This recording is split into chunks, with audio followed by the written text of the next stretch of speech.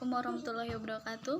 Nama saya Yandai Gustiani dari jurusan Pendidikan Geografi. Di sini saya akan menampilkan micro teaching manajemen kelas. Bagi kalian yang nonton, jangan lupa komen dan kritik yang bermanfaat dan tidak menjatuhkan. Terima kasih. Wassalamualaikum warahmatullahi wabarakatuh. Selamat menyaksikan. Warahmatullahi wabarakatuh. Waalaikumsalam warahmatullahi wabarakatuh. Boleh Ibu duduk? Boleh. Di kelas 10 IPS 1 ya. Ya. Karena kita baru pertama kali masuk, Ibu belum kenal kalian juga belum kenal Ibu. Ibu akan perkenalkan diri Ibu dulu. Nama Ibu Yandai Gustiani, panggil saja Ibu Yanda. Alamat Ibu Kampung Panjang. Kemarin Ibu jurusan Pendidikan Geografi di Unsus Karyong. Ada pertanyaan tentang Ibu? Tidak. Selanjutnya Ibu akan mengabsen sebelum kita masuk materi. Nur Azira, Hadir. Rara Jelita Ayu, Hadir. Adiba Azahra, Hadir. Maira, Hadir. Tegu Prayoga. Hadir. Sepertinya semuanya hadir. Hari ini kita belajar geografi ya. Ya. Ada yang udah tahu apa itu geografi? Tidak. Enggak, belum ada ya. Mungkin di SMP atau MTS kalian udah pernah mendengar kata geografi, tapi masih berhubungan, masih tergabung di IPS terpadu ya. Ya. Oke, sebelum itu Ibu akan menjelaskan apa itu geografi. Geografi itu berasal dari kata geos dan graphein dari bahasa Yunani. Geos artinya bumi, sedangkan graphein artinya tulisan. Dan geografi adalah ilmu yang mempelajari tentang bumi. Sampai di sini paham tentang geografi? Paham. Kalau memang kalian paham, Rara tolong jelaskan apa itu geografi. Baik, Bu. Geografi berasal dari bahasa Yunani, yaitu geo dan graphein. Geos berarti bumi dan graphein adalah tulisan, dan geografi adalah ilmu yang mempelajari tentang bumi. Oke, sepertinya kalian udah paham. Kita nanti akan mempelajari tentang perkembangan ilmu geografi dan konsep esensial geografi. Geografi ini tidak hanya mencakup tentang peta saja, tetapi masih banyak yang lain seperti lokasi pada ruang dan apa yang disebabkan oleh alam atau manusia, juga mempelajari akibat yang disebabkan dari perbedaan dari apa yang terjadi itu.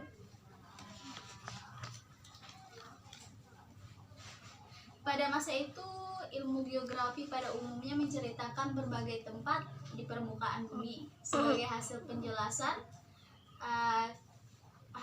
penjelajahan ke berbagai penjuru dunia yang dikenal dengan aliran logografi. Selain memperkenalkan istilah geografika, Eratosthenes juga orang pertama kali yang berhasil menghitung keliling bumi secara matematis. Selanjutnya Ibu akan menjelaskan tentang kajian geografi dapat dibedakan menjadi dua bagian. Yang pertama itu geografi umum dan yang kedua yaitu geografi khusus. Nur Azira, kajian geografi dibedakan menjadi dua. Tolong sebutkan apa yang tadi yang Ibu jelaskan. Baik, Bu. Kerajinan geografi dibedakan menjadi dua bagian, yaitu yang pertama geografi umum dan yang kedua geografi khusus. Ya, sebenarnya menyimak. Geografi umum dan geografi khusus memiliki cabang, yaitu bagian ekstraterial, yaitu pengetahuan tentang bumi sebagai keseluruhan bentuk dan ukurannya. Itu termasuk geografi umum. Dan yang kedua bagian falakia, yaitu bagian yang menelaah relasi bumi dan planet serta bintang-bintang di jagat raya. Dan selanjutnya bagian komparatif, yaitu deskripsi mengenai bumi secara lengkap. Dalam hal ini meliputi letak relief dari berbagai tempat di permukaan bumi dan serta prinsip-prinsip pelayaran samudra. Yang kedua geografi khusus. yang seperti tadi yang dijelaskan oleh Nur Azira, yaitu memiliki aspek langit, yaitu aspek yang secara khusus mempelajari keadaan iklim. Yang kedua, aspek permukaan bumi atau litosfer, yaitu aspek yang mempelajari mengenai relief dan bentuk muka bumi, flora serta fauna di berbagai wilayah di permukaan bumi. Contohnya hewan harimau itu terdapat di Sumatera, yang namanya itu harimau Sumatera. Yang ketiga itu aspek manusia, yaitu aspek yang mempelajari aspek penduduk, perdagangan, dan pemerintahan di berbagai wilayah. Di sini kita akan menghitung penduduk, berapa angka kematian, kelahiran, dan pengangguran, dan lainnya.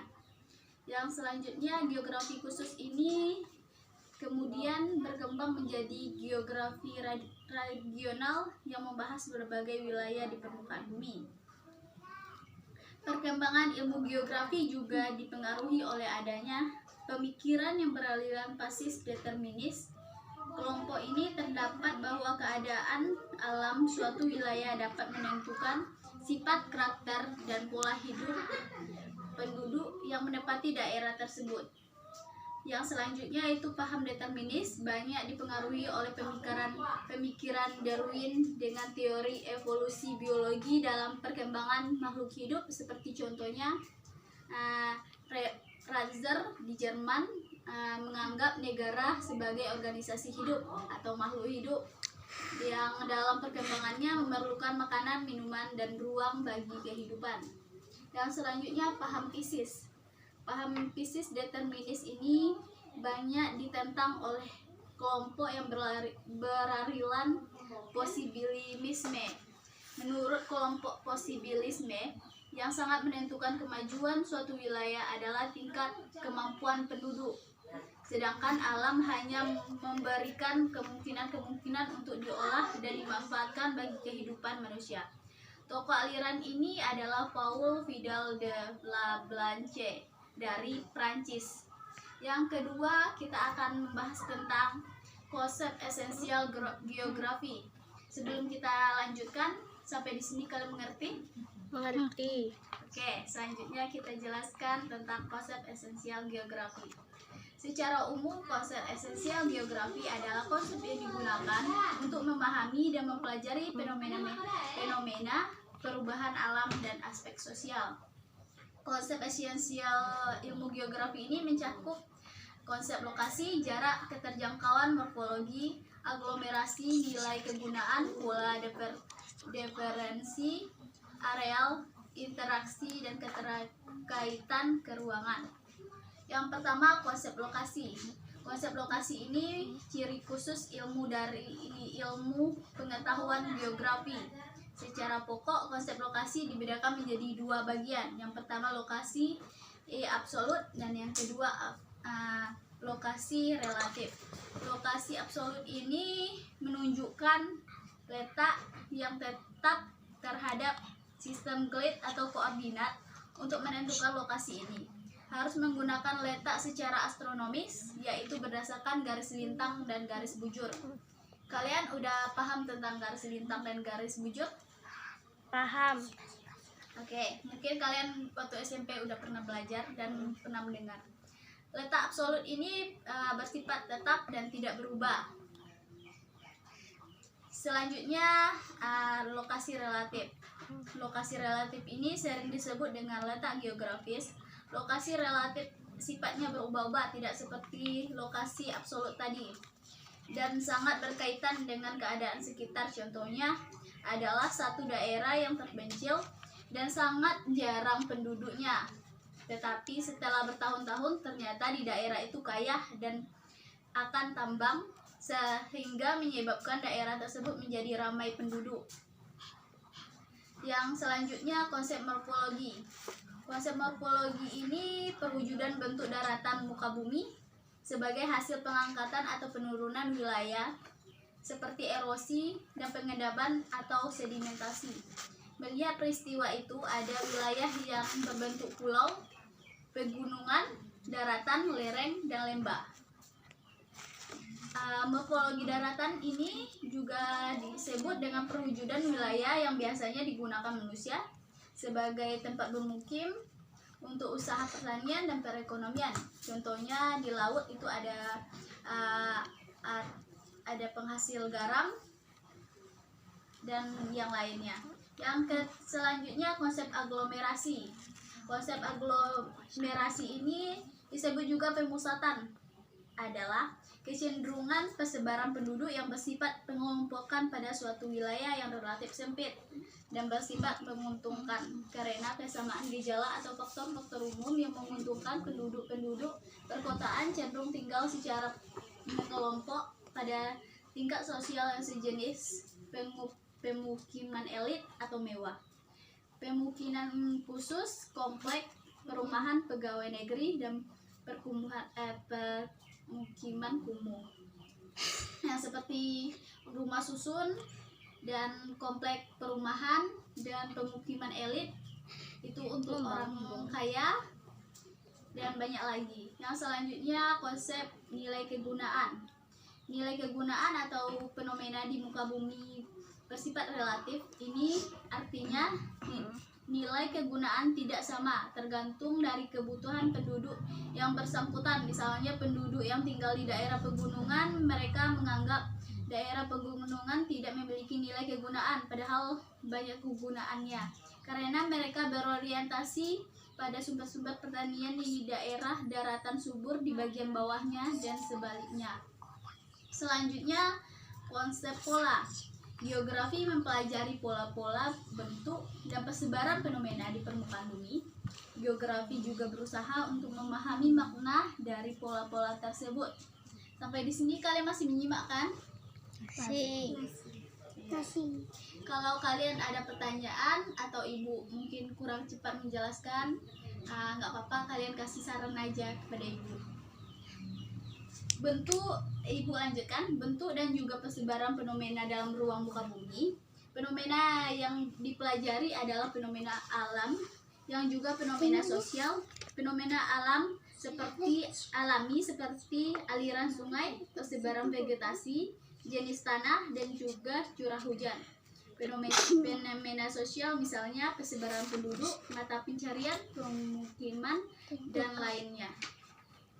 Contohnya itu penerapan konsep pola di kawasan perkotaan, yaitu manusia membangun kawasan pemukiman dengan pola sedemikian rupa agar memudahkan masyarakat mencapai tempat kerja, sekolah, pasar, sehingga mudah menciptakan kehidupan sehari-hari yang nyaman dan juga sejahtera. Selanjutnya yang terakhir itu konsep diferensi area, yaitu wilayah yang pada hakikatnya merupakan suatu perpaduan antara berbagai unsur. Sampai di sini paham? Paham. Kalau kalian paham, nanti ibu akan memberikan soal dan kalian baca-baca aja di rumah materi kita hari ini. Jadi besok kita akan mengulangnya kembali 5 menit sebelum kita melanjutkan materi selanjutnya. Ya kan? Ya. Nanti ibu akan bikin kuis dan itu akan menambah nilai kalian. Mengerti kan? Mengerti. Sampai di sini ibu sudahi. Lebih kurang mohon maaf. Assalamualaikum warahmatullahi wabarakatuh.